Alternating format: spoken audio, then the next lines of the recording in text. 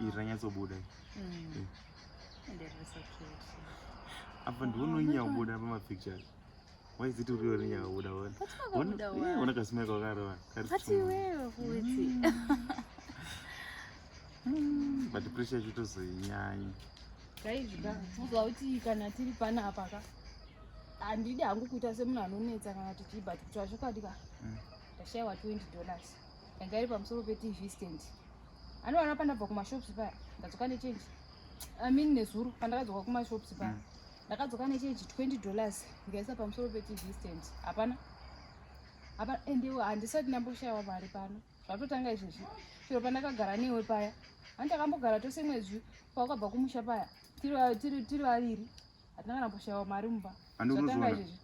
Andinozoona system yako yekundimanikidza kuenda kwama dzangu. Hazvisat zvamboitika. Watanga kushayiwa mari izvezvi. Watotanga. Ndakakuudza kuti ndinda kwatete ukati handi kwatete vako.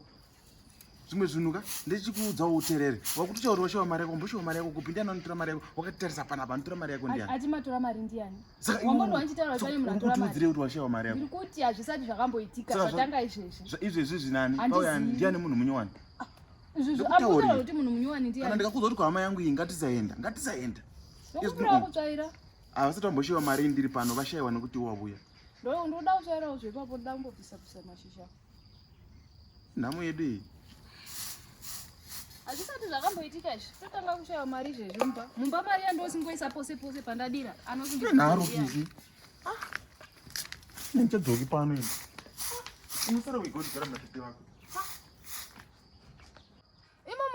Imba mirai kupinda mumba muchiri makatota ndabva kumupa izvezvi. Mirai muome.